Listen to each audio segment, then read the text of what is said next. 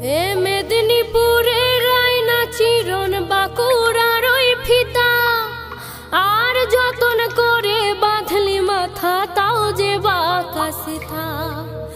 এ পেছপাড়িয়ার রাজকুমারী গলায় চন্দ্রহার আর দিনে দিনে বাড়ছে তোমার চুলেরই বাহার।